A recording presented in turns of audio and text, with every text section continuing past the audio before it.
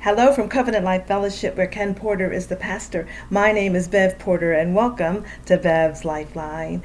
Wives, our husbands, they care about our appearance. They really do. They want our hair to be just right. They want us to smell good.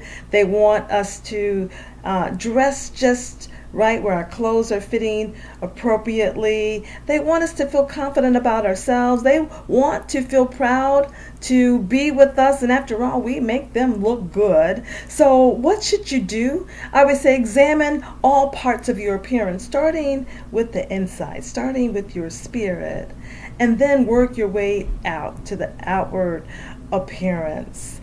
If you feel overall unhappy with the way that you look, chances are your husband feels the same way, and he won't admit it, but he really does want you to fix yourself up and show more confidence in the way that you look and the way that you feel. Now, I don't know about you, but when Ken and I were dating, I wanted to look really, really cute every time I knew he was going to come to the house. Every time Kenny, that's what I called him back in the day, would come to my house, I would spend an enormous amount of time combing my hair and making sure that my jeans were fitting perfectly.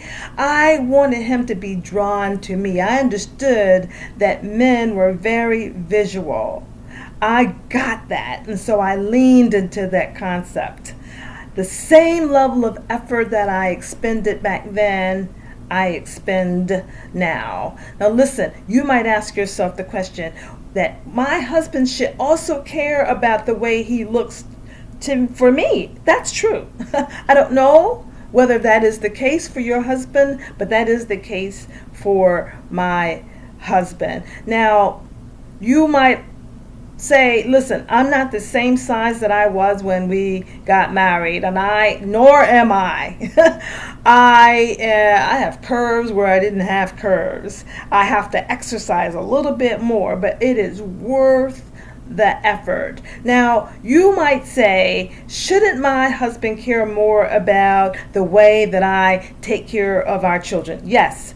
You might say, shouldn't my husband care more about my giftedness, how I praise the Lord, how I keep the house clean, how I take care of all of his needs? Yes, yes, yes, yes. But be clear, there are a gazillion things that he should care about, but your appearance is also one of them. Be clear about that. Let me tell you what happened to Ken years ago. He shared this story with me.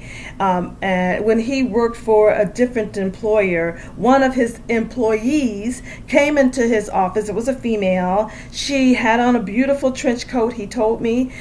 When she came in, she closed the door and she proceeded to unbutton her trench coat. Now, she had nothing on from the waist up. Yep. And then she said, this is what I can give you that Bev cannot. And you know what? That was true, because this was a very well-endowed lady.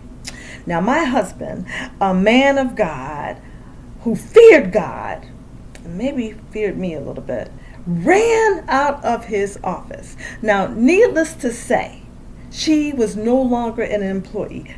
Praise the Lord.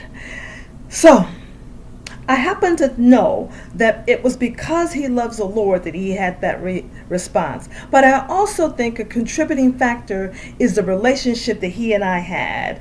I also think that a contributing factor is that I labor to look good for him.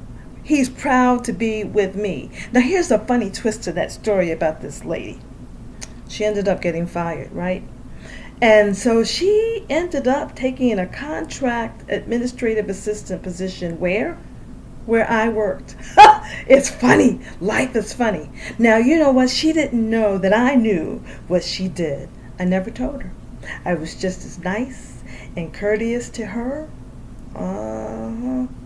Yeah. Because I am also fearfully and wonderfully made. So listen, ladies, make sure you understand your husband is a visual man.